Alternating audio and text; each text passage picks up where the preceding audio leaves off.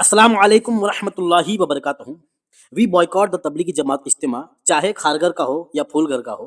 और इस बॉयकॉट की शरई वजह आपको पेश करेंगे आगे इंशाल्लाह। आम मुसलमान ये सोचते हैं कि अहले सुन्नत सुन्नी लोग ये सिर्फ झगड़े की बात करते हैं, सिर्फ लफड़े की बात करते हैं, ये काफिर वो काफिर। हम मुसलमान आपस में क्यों झगड़ने का, एक होके रहने का। और ये सोचते हैं कि सुन्नी और तबलीगी में सिर्फ ये फ़र्क है कि ये लोग फातिहा करते हैं, ये लोग नहीं करते, ये लोग दरगाह पे जाते, ये लोग नहीं जाते।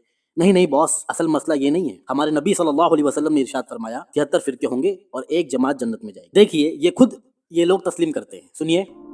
तो इसमें बहुत सारे मसाइल हैं, तो उम्मत गुमराही पे जमा नहीं हो सकती। एक सेकंड के लिए भी ऐसा वक्त नहीं आ सकता कि सारी उम्मत एक गलत मसले पे जमा हो जाए। समझते हो? और उम्मत से मुराद अहले सुन्नत वल जमात हैं, शिया उसमें दाखिल नहीं है। और उम्मत से मुराद अहले सुन्नत वल जमात हैं, शिया उसमें दाखिल नहीं है। क्योंकि हम बात कर रहे हैं फिरका नाजिया की, जो 73 में एक फिरका होगा। वो फिरका है जिसको नबी ने फरमाया जो मुझे और सहाबा को माने। शिया हजरात जबान से इतराफ करते हैं कि हम नहीं मानते सिवाय अहले बैत के।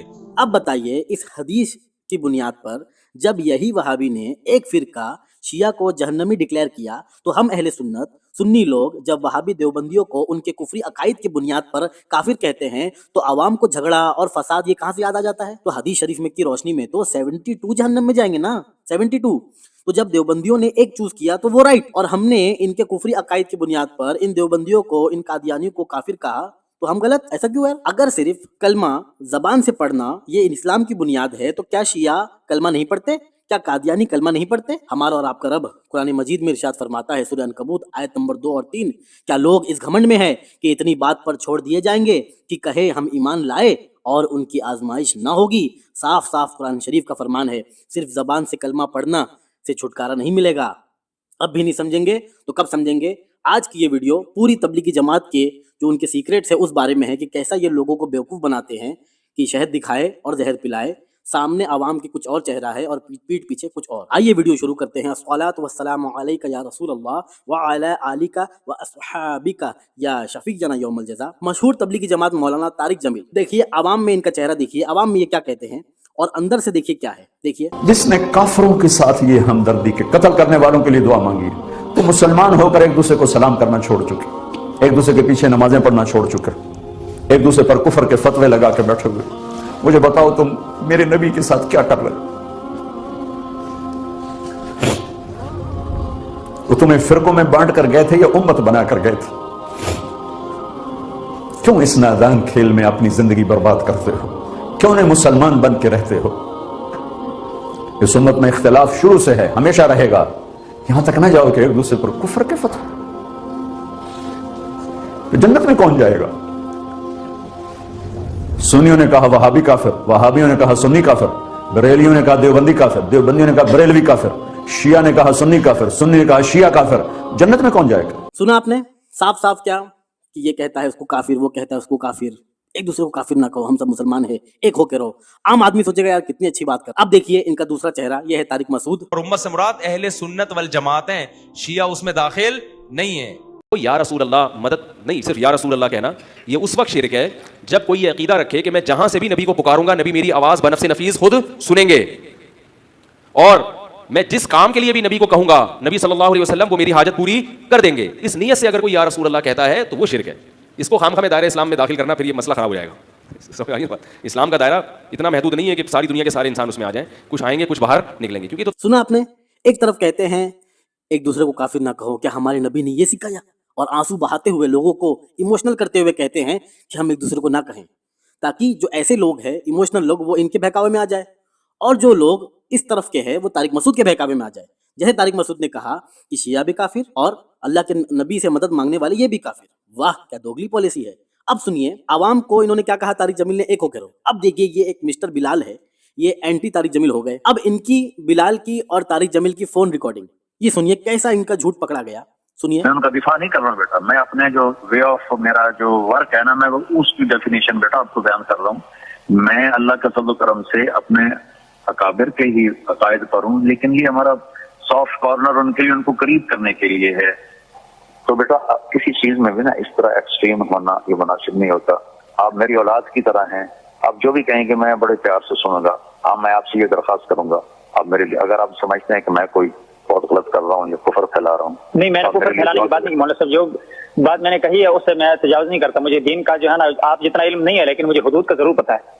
کہ میں آپ کو نہیں کہا آپ کو پھیلا رہا اتنا تو کرو نا، اتنا تو کرو نا۔ بات ضرور پھیلا ہے۔ اس وقت جو ایک بات تو اللہ نے مجھے دی ہے نا، ایک نعمت کہ دیوبندیت کو دنیا میں خاموشی کے ساتھ اللہ نے میرے ذریعے سے پہنچایا ہے، اور لوگوں کتنے بریلوی خاندان ٹوٹ کے آ گئے، کتنے شیعوں کے آ گئے، مت کہ دیوبندیت کو دنیا میں خاموشی کے ساتھ اللہ نے میرے ذریعے سے پہنچایا ہے، اور لوگوں کتنے بریلوی خاندان ٹوٹ کے آ گئے، کتنے شیعوں کے آ گئے۔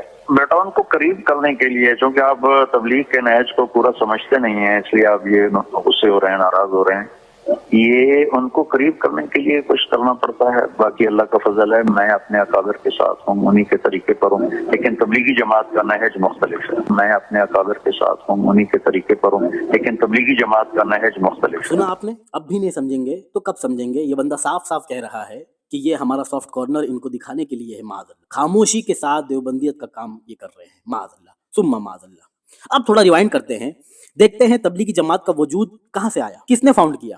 تو اس کے فاؤنڈر کا نام ہے مولوی الیاس کاندلوی۔ یہ کون ہے؟ یہ مرید ہے رشید احمد گنگوہی دیوبندی کے۔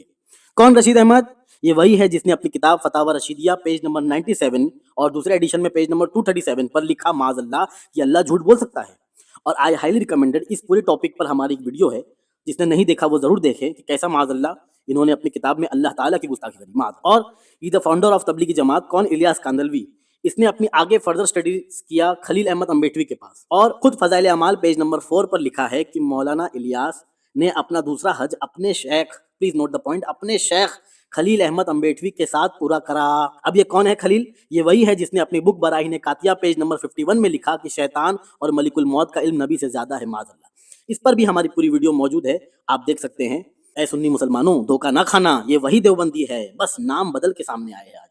اب دیکھیے، یہ ہے کتاب ملفوظات مولانا الیاس۔ کون الیاس؟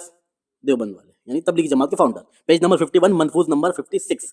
حضرت مولانا تھالوی لعنت اللہ علیہ نے بہت بڑا کام کیا ہے، بس میرا دل یہ چاہتا ہے کہ تعلیم تو ان کی ہو، طریقہ تبلیغ میرا ہو، کہ اس طرح ان کی تعلیم، کس کی تعلیم؟ تھانوی کی تعلیم عام ہو جائے گی۔ پڑھا آپ نے کیا لکھا ہوا ہے؟